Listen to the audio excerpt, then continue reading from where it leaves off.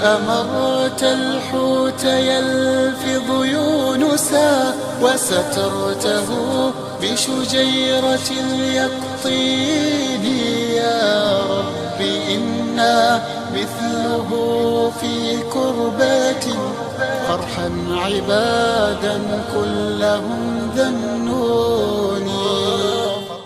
نحمده ونصلي على رسوله الكريم اما بعد فاعوذ باللہ من الشیطان الرجیم بسم اللہ الرحمن الرحیم رب اشرح لی صدری ویسر لی امری واحلل عقدۃ من لسانی یفقہوا قولی. بل کذبوا، لیکن انہوں نے کیا کیا؟ جھٹلا دیا. کس چیز کو جھٹلا دیا؟ بما لم یحیطوا بعلمہ، جس کے علم کا انہوں نے احاطہ ہی نہیں کیا، یعنی اس کو پڑھے بغیر، اس کو سمجھے بغیر، اس کا علمی احاطہ کیے بغیر دور سے ہی اس کو جھٹلا دیا. یہ غلط ہے. صرف دور سے بیٹھ کر کیا سارائیاں کرتے ہیں.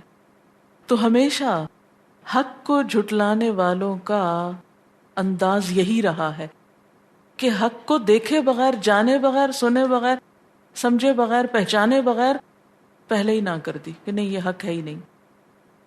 جسے آپ دیکھیں نا کہ بچوں کو آپ کھانا کھلانا چاہتے ہیں نا تو وہ کہتے ہیں اچھا کیا پکا ہے؟ اچھا دال پکے، ہم نے نہیں کھانی دال. کدو پکے، تو کبھی نہیں کھائیں گے.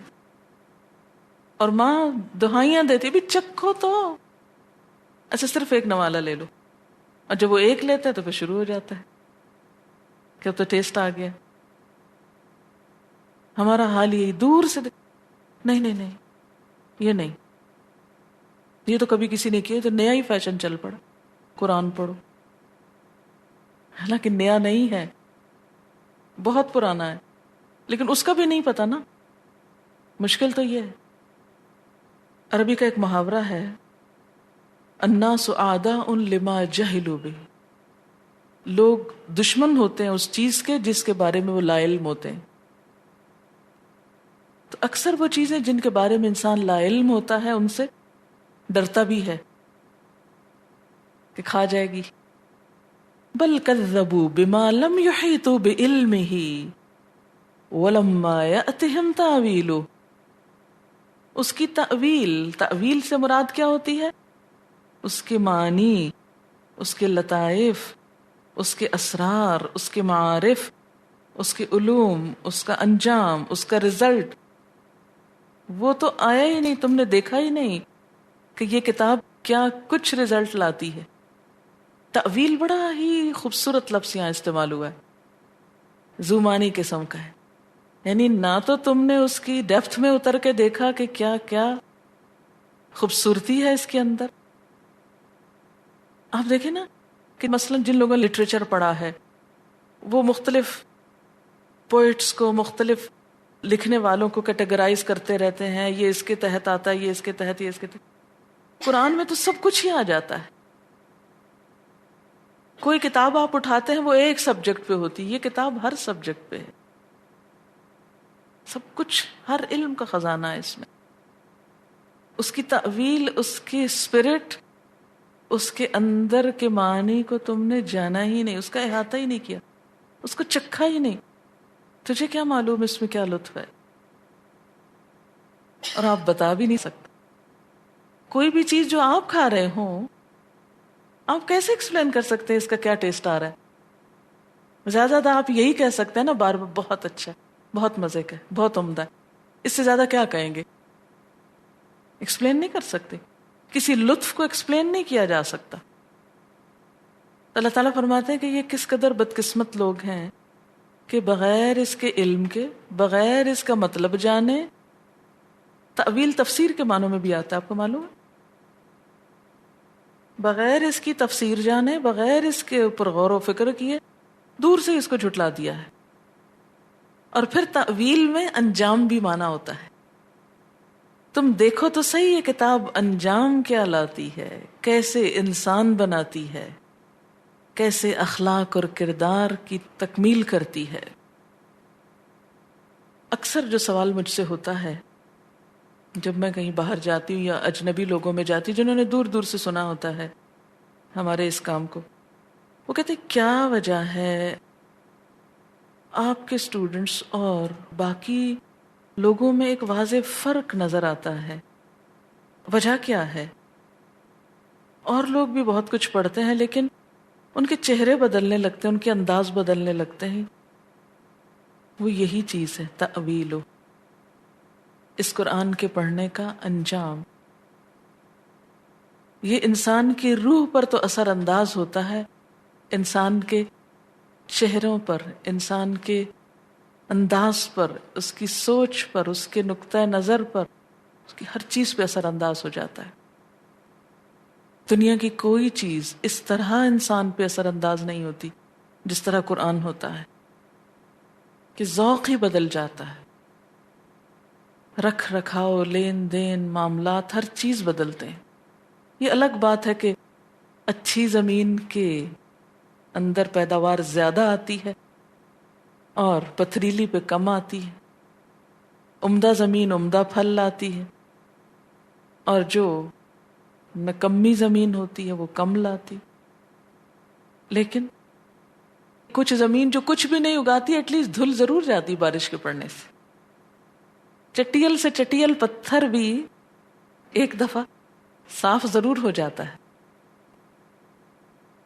اصل میں یہ کہ قرآن جب اتر رہا تھا نا تو اس وقت ابھی لوگوں کو پتہ ہی نہیں چل رہا تھا کہ یہ چند سال بعد کیا ہونے والا ہے. جب قرآن نازل ہو رہا تھا نا اللہ تعالیٰ فرماتے تم نے ابھی اس کا رزلٹ ہی نہیں دیکھا کہ کل کیا ہونے والا ہے اس مکہ کے شہر میں اور اس مدینہ میں اور اس سارے جزیرۃ العرب میں اور ان سارے علاقوں میں جہاں جہاں یہ جائے گا. تم ابھی سے بغیر سوچے سمجھے اس کو جھٹلا بیٹھے، ہم نہیں لیتے اس کو. سورت مکی ہے نا، مکہ والوں کو خطاب ہے بیسیکلی. تم دیکھو تو صحیح یہ رنگ کیا لاتی ہے. وَلَمَّا يَأْتِهِمْ تَأْوِيلُهُ، یہ زندگیوں میں کیسی بہار لاتی ہے. تم اس کا نتیجہ دیکھے بغیر ہی اس کو رد کر رہے ہو کہ نہیں یہ کچھ نہیں، کوئی فائدہ نہیں اس کے پڑھنے کا. اکثر لوگ یہ بھی فتوے دیتے کوئی فائدہ نہیں پڑھنے کا. اور یہ پوری ایک تاریخ ہے جو قرآن کے نازل ہونے کے بعد بنی ہے، انسانیت کی تاریخ. یہ پورا ایک سبجیکٹ ہے کہ اسلام نے دنیا کی تہذیب پر، تاریخ پر، سوچ کے انداز پر کیا اثرات ڈالے. علامہ اقبال کی وہ جو نظم ہے نا، کبھی اے نوجواں مسلم تدبر بھی کیا تو نے، اس میں کچھ جھلکیاں ملتی ہیں اس کی نا، کہ قرآن نے کس طرح مسلمانوں کو ان کے اخلاق، کردار، سوچ کے انداز، ان کی طاقتیں، ان کی صلاحیتیں، ہر چیز چمکا کے رکھ دی. ایسی ایسی وسعتیں دی کہ دنیا دنگ رہ گئی. وَلَمَّا يَأْتِهِمْ تَأْوِيلُهُ، یہ اتنی گہری آیت ہے کہ یہ چند لفظ تو اس کے لیے کافی ہی نہیں. بل کذبوا بما لم يحيطوا بعلمه، اور آپ دیکھیں کہ قرآن کے علوم کا احاطہ تو اب تک نہیں ہو پا رہا. بہت سی آیات ایسی ہیں جن کا معنی اس صدی میں کھلا ہے، اور ابھی تک بہت سی آیات ایسی ہیں کہ جن کا مفہوم بیان کرنے سے انسان عاجز ہے. پھر حضور صلی اللہ علیہ وسلم کو تسلی دی جا رہی ہے كَذَلِكَ كَذَّبَ الَّذِينَ مِن قَبْلِهِمْ، ان سے پہلے لوگوں نے بھی ایسے ہی جھٹلا دیا تھا. یہ انسانوں کی بدبختی ہے کہ بن دیکھے بن سمجھے چیزوں کو جھٹلا دیتے ہیں. فَانظُرْ كَيْفَ كَانَ عَاقِبَةُ الظَّالِمِينَ، پھر دیکھو تو صحیح کیسے ہوتا ہے انجام ظالموں کا. وَمِنْهُمْ مَن يُؤْمِنُ بِهِ وَمِنْهُمْ مَن لَّا يُؤْمِنُ بِهِ، ان میں سے بعض ایسے ہیں جو اس کو مان رہے ہیں اور بعض ایسے ہیں جو نہیں مان رہے. وَرَبُّكَ أَعْلَمُ بِالْمُفْسِدِينَ، اور تیرا رب خوب جانتا ہے فسادیوں کو جو نہیں مان رہے. ان کا کام کیا ہے؟ صرف فساد برپا کرنا. تیرا رب ان کو خوب جانتا ہے. اچھا آپ دیکھیں کہ حضور صلی اللہ علیہ وسلم کے جو ماننے والے تھے انہوں نے اس کتاب کے ساتھ ایک بہت بڑا انقلاب پیدا کیا، لیکن حضرت موسیٰ کے ماننے والوں نے تورات کے ساتھ وہ کام نہیں کیا، نہ کر سکے. فرق معلوم ہے آپ کو؟ فرق پیدائشی مسلمانوں کا اور کانورٹس کا ہے. حضرت موسیٰ کے ساتھ جو لوگ تھے وہ پیدائشی مسلمان تھے، بنی اسرائیل. اور حضور صلی اللہ علیہ وسلم کے ساتھی جو تھے وہ سارے کے سارے کون تھے؟ کانورٹس تھے، نیو مسلمز تھے، جو شعور کے ساتھ مسلمان ہوئے تھے، جو اس کتاب کی روشنی میں دنیا کو دیکھتے تھے. تو آج اگر ہم واقعی اسلام کی کوئی خدمت کرنا چاہتے ہیں نا، تو ہمیں نئے سرے سے اسلام لانا ہوگا. وہ جو پیدائشی اسلام ہے نا ہمارا، روایتی، اس سے باہر نکلنا ہوگا. اپنے ضمیر اور اپنے شعور اور اپنے اندر کے انسان کو جگائیں گے نہیں، اس وقت تک حقیقی تبدیلی نہیں آ سکتی. ہم کیا چاہتے ہیں کہ ان پیدائشی مسلمانوں پر بیس کر کے کوئی بہت بڑا انقلاب لے آئیں. وہ نہیں ہو سکتا جب تک شعوری مسلمان پیدا نہ ہو. اور یہ شعور صرف قرآن جگاتا ہے، کوئی اور شارٹ کٹ نہیں ہے. وَإِن كَذَّبُوكَ، اور اگر وہ جھٹلائیں آپ کو، فَقُلْ لِي عَمَلِي وَلَكُمْ عَمَلُكُمْ، تو آپ کہہ دیجئے کہ میرے لیے میرا عمل ہے اور تمہارے لیے تمہارا عمل. أَنْتُمْ بَرِيئُونَ مِمَّا أَعْمَلُ وَأَنَا بَرِيءٌ مِمَّا تَعْمَلُونَ، تم بری الذمہ ہو اس سے جو میں عمل کر رہا ہوں، اور میں بری ہوں، بیزار ہوں اس سے جو تم عمل کر رہے ہو. ایمان کے راستے پر چلنے کے لیے یہ ایک بہترین جواب ہے اس معاشرے کے لیے جو انسان کو دین پر عمل نہ کرنے دے. نبی صلی اللہ علیہ وسلم کی سچویشن کو اپنے ذہن میں رکھیں کہ جب آپ لوگوں کو دین کی طرف بلا رہے تھے، لوگ مخالفت کر رہے تھے، آپ کی بات سننا نہ چاہتے تھے، تو آپ نے یہ نہیں دیکھا کہ میجورٹی کیا کر رہی ہے اور کیا کہہ رہی ہے اور کس طرف کو جا رہی ہے. تو مجھے بھی اسی طرف چل پڑنا چاہیے. کیونکہ آج ہماری سب سے بڑی مشکل کیا ہے کہ ہم میجورٹی کے دین پر ہیں. اتنے زیادہ لوگ یہ کام کر رہے ہیں تو ہم بھی پیچھے چل پڑیں. تو پھر بات تو وہیں آ گئی نا، عقل اور شعور استعمال نہیں کیا اپنا، حقیقی نفع نقصان نہیں دیکھا. ہم کیا کرتے ہیں؟ چلو تم ادھر کو، ہوا ہو جدھر کی، وہی پہنو جو سب پہنتے ہیں. یہ نہ دیکھو کہ وہ دین کے تقاضے پورے کرتا ہے کہ نہیں، ویسے ہی رہو جیسے سب رہتے ہیں، خواہ وہ اللہ کی نافرمانی میں جی رہے ہیں یا فرما برداری میں جی رہے ہیں. انداز، طور طریقے، سلیقے، سب کچھ کس کے مطابق ہے؟ لوگوں کے دین کے مطابق. ایک مومن کی یہ شان نہیں ہو سکتی کہ وہ لوگوں کی مرضی کے مطابق جیے. اسے جینا ہے اپنے رب کی مرضی کے مطابق. اور اس کے لیے ضروری ہے کہ وہ ایک واضح فیصلہ کرے کہ اسے کون سی لائن اختیار کرنی، کس رستے پہ چلنا ہے. اگر آپ مشرق کی طرف جانا چاہتے ہیں اور رستہ آپ نے مغرب کا لے لیا ہے تو آپ مشرق کو نہیں پہنچ سکتے. آپ کو اس طرف پیٹھ کرنی ہوگی جب آپ دوسری طرف چل سکتے. دنیا کے طریقوں کو، رسموں کو خیر باد کہنا ہوگا، سلام کرنا ہوگا، ان سے منہ موڑنا ہوگا، پھر آپ اپنے رب کی طرف جا سکیں گے. یہ دو کشتیوں میں اکٹھے پاؤں نہیں رکھ سکتے، دو کو برابر میں راضی نہیں کر سکتے. اور اگر لوگ جھٹلائیں، نہ مانیں، ساتھ نہ دیں، اپریشیٹ نہ کریں، وَإِن كَذَّبُوكَ، تو ان کو کرنے دیں، وہ اپنا کام کریں. آپ کیا کہیں؟ فقل، آپ کہیے، لی عملی، میرے لیے میرا کام ہے، میرا عمل ہے، مجھے اپنا رستہ اختیار کرنا ہے، مجھے اپنی آزادی کو استعمال کرنا ہے. لوگوں کی مرضی پہ جینا تو غلامی ہے لوگوں کی. فقل لی عملی ولکم عملکم، اور تمہارے لیے تمہارا عمل ہے، تم اپنا کام کرو. انتم بریئون، تم بری الذمہ ہو. کس سے؟ مما اعمل، اس سے جو میں کر رہا ہوں. تمہارا حساب نہیں ہوگا، تم سے نہیں پوچھا جائے گا جو میرے اعمال ہیں ان کے بارے میں. وَأَنَا بَرِيءٌ، اور میں بھی بری ہوں، مجھ سے بھی نہیں پوچھا جائے گا. مما تعملون، اس چیز کے بارے میں جو تم عمل کر رہے ہو. تم اپنے طریقے پہ چلنا چاہتے تو چلو، مجھے میرے طریقے پہ چلنے دو. مجھے ہمیشہ یہ بات بہت فائدہ دیتی تھی، خاص طور پر ایسی جگہوں پر جہاں لوگ سمجھتے ہیں کہ حجاب پہننا بہت ہی مشکل ہے. میں ہمیشہ یہ سوچتی تھی کہ اگر ان کو ننگے ہونے کا حق ہے تو مجھے ڈھکنے کا حق کیوں نہیں؟ مجھے کس بات کی جھجک ہے؟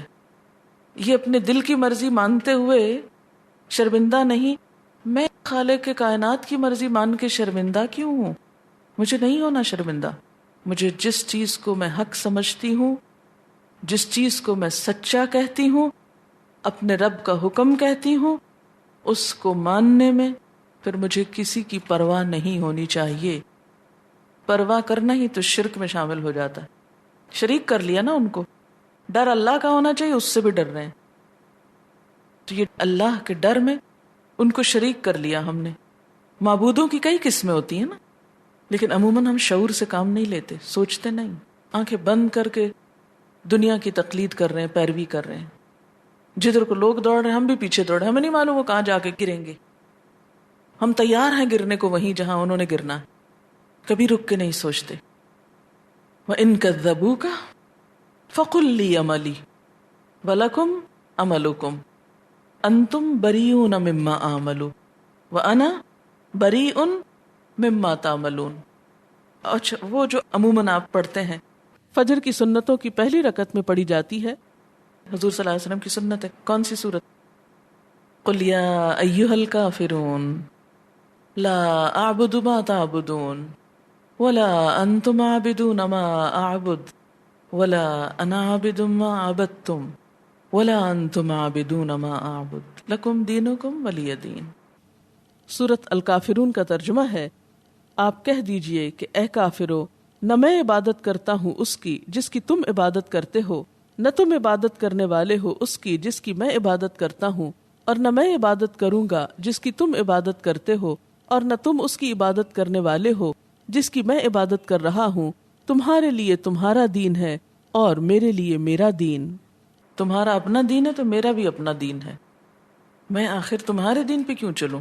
مجھے اپنا شعور استعمال کرنا ہے، اس لیے کہ میں نے اپنا حساب دینا ہے، تم نے میرا حساب نہیں دینا. وَمِنْهُمْ مَنْ يَسْتَمِعُونَ إِلَيْكَ، اور ان میں سے بعض ایسے ہیں جو آپ کی باتیں بہت غور سے سنتے ہیں. آتے ہیں، سنتے ہیں، لیکن سننے کے باوجود اس طرح واپس جاتے ہیں گویا کچھ نہ سنا ہو. دیکھنے میں یوں لگتا ہے جیسے بہت توجہ سے سن رہے ہیں. یستمع الی کا کیا مطلب ہوتا ہے؟ زیادہ غور سے سننا. پریٹینڈ اس طرح کرتے ہیں جیسے ان سے بڑھ کر غور و فکر کرنے والا کوئی ہے نہیں، لیکن عمل میں رتی برابر فرق نہیں. اسی لیے اللہ تعالیٰ فرماتے افانت تسمع الصم، کیا بھلا تم بہروں کو سناؤ گے؟ ولو کانوا لا یعقلون، اگر وہ عقل بھی نہ رکھتے ہوں. ایک بہرا اوپر سے عقل بھی کوئی نہیں، کیونکہ جو بہرا عقل رکھتا ہو وہ اشاروں سے بھی سمجھ جاتا ہے نا. باڈی لینگویج کافی ہوتی ہے اس کے لیے. اس کو اگر آواز نہیں سنتی اشارہ ہی کافی ہے، کیونکہ عقل جو ہے. لیکن جس شخص کے پاس عقل بھی نہ ہو اور سننے کی صلاحیت بھی نہ ہو، وہ خواہ کتنا بھی غور و فکر کا مظاہرہ کر رہا ہو، کچھ فائدہ نہیں. ایسے لوگوں کو سننے اور سمجھنے دونوں کی صلاحیت سے فارغ سمجھا گیا. افانت تسمع الصم ولو کانوا لا یعقلون. یہ کن لوگوں پہ تبصرہ ہے؟ جو سن کے نہ سنو جیسے کام کریں، نہ سننے والوں جیسے ہوں. وَمِنْهُمْ مَنْ يَنْظُرُ إِلَيْكَ، اور ان میں سے بعض تمہاری طرف دیکھتے ہیں، دیکھتے رہتے ہیں. أَفَأَنْتَ تَهْدِي الْأُمْيَ، کیا بھلا تم رہنمائی کرو گے، دکھاؤ گے اندھوں کو؟ وَلَوْ كَانُوا لَا يُبْصِرُونَ، خواہ انہیں کچھ نہ سوچتا ہو. یبصرون بصارت سے، تو بصارت کے ساتھ بصیرت سے بھی محروم ہیں. نہ دیکھ سکتے ہیں نہ سمجھ سکتے ہیں۔ اگر کوئی شخص دیکھ نہ سکتا ہو لیکن اس کا دماغ حاضر ہو تو وہ بہت کچھ سمجھ جاتا ہے، لیکن اگر کوئی شخص دیکھنے کی صلاحیت سے محروم ہے اور ساتھ ہی سمجھنے کی بھی، تو آپ اس کو راہ نہیں دکھا سکتے، آپ اس کی رہنمائی نہیں کر سکتے۔ یعنی یہ کتاب، یہ قرآن پھر اس کے لیے رہنمائی کا ذریعہ نہیں۔ ان اللہ لا یظلم الناس شیئا، بے شک اللہ لوگوں پر کچھ بھی ظلم نہیں کرتا۔ ولکن الناس انفسهم یظلمون، لیکن لوگ اپنی جانوں پہ ظلم کرتے ہیں، اللہ لوگوں پہ ظلم نہیں کرتا۔ یہ کس بات کا جواب ہے کہ لوگ کہتے ہیں اللہ ہی نہیں چاہتا کہ ہم کو ہدایت ملے، ہماری قسمت میں ہدایت لکھی ہی نہیں۔ کیوں نہیں لکھی؟ کیا اللہ نے یہ کتاب تمہارے لیے نہیں بھیجی؟ کیا اللہ نے تمہیں دیکھنے والا سننے والا نہیں بنایا؟ اس نے تو دونوں چیزیں دی۔ ہدایت کے لیے یہ دو ہی چیزیں تو ضروری ہوتی ہیں، انسان کا دل، دماغ، نگاہیں، کان کام کرتے ہوں، اور دوسرا یہ کہ وحی کے ذریعے جو علم آیا ہے اس تک اس کی رسائی ہو، اپروچ ہو۔ یہ دونوں چیزیں تو ساتھ ہیں۔ پھر کیا اب بھی اللہ کو الزام دو گے کہ وہ ہدایت نہیں دینا چاہتا؟ اس نے تو کسر نہیں چھوڑی، اس نے تو کوئی ظلم نہیں کیا۔ لوگ خود ہی خود پر ظلم کر رہے ہیں۔ اب بات یہ ہے نا کہ جس طرح اگر ایک ڈاکٹر کو یا ایک حکیم کو یہ معلوم ہو جائے کہ مریض علاج کرانے میں سنجیدہ نہیں اور میری ہدایات پر عمل نہیں کرتا، تو پھر وہ اسے اگنور کرنے لگتا ہے کہ میرا سر کیوں کھانے آ جاتے ہو جب نہ تم نے دوا کھانی نہ وقت کی پابندی کرنی۔ آپ میں سے جو ڈاکٹرز ہوں گے وہ ایسے پیشنٹس کا تصور کریں کہ جو صرف آ کر آپ کا وقت ضائع کریں اور خوب مشورے لیں اور اس کے بعد دوا نہ کھائیں، تو وہ کب تک ایسے لوگوں پہ اپنا وقت ضائع کرے گا؟ تو اللہ کے رسول صلی اللہ علیہ وسلم کو تسلی دی جا رہی ہے، آپ ان لوگوں کو نظر انداز کریں، اب ان پہ وقت ضائع نہ کریں۔ جس کے دل میں سچی طلب ہوگی، جسے اپنی بھلائی اور فلاح مقصود ہوگی، جسے دوا کی ضرورت ہوگی، وہ خود کوشش کرے گا۔ اب آپ نے اپنا فرض ادا کر دیا، آپ نے پہنچا دیا، آپ نے سمجھا دیا۔ اچھا، یہ جو اوپر کی دو آیتیں ہیں نا 43 اور 42، یہ ایک آخری وار ہے، جیسے کسی کو نشتر چبھویا جاتا ہے نا، یہ چبھتے وار ہیں کہ ہوش میں آؤ، کیا کر رہے ہو؟ اب بھی عمل نہ کرو گے؟ سب کچھ سن کے بھی بہرے رہو گے؟ سب کچھ دیکھ کے بھی، پڑھ کے بھی ویسے کہ تیسے رہو گے؟ کوئی تبدیلی اپنے اندر نہ لاؤ گے؟ وَيَوْمَ يَحْشُرُهُمْ، اور جس دن وہ ان کو اکٹھا کرے گا۔ اب آخرت کی بات کیوں؟ تاکہ لوگ آخرت کے احساس اور آخرت کی جواب دہی کے خوف سے اپنی اصلاح کریں۔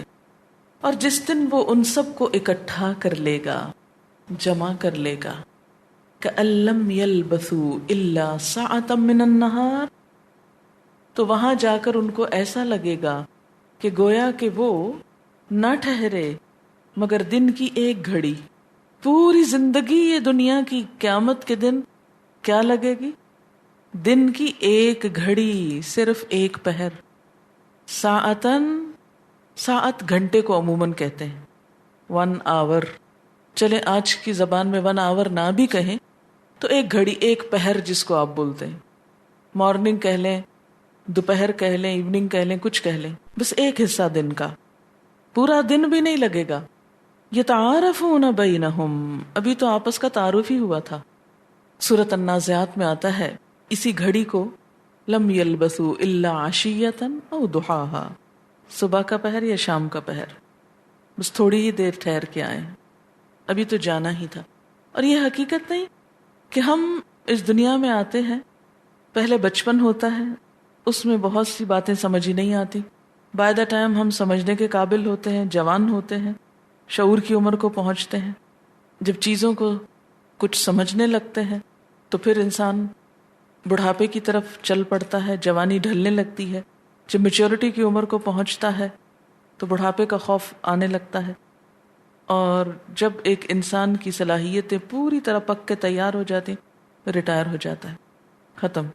اسی لیے جو عمر بڑھتی ہے نا تو دنیا میں دل زیادہ لگنے لگتا ہے نا، کیونکہ اب دنیا کی کچھ پہچان ہو گئی تھی، زندگی گزارنے کا کچھ سلیقہ آ گیا تھا، رہنے کا کچھ ڈھنگ سیکھ لیا تھا کہ جانے کا وقت آ گیا.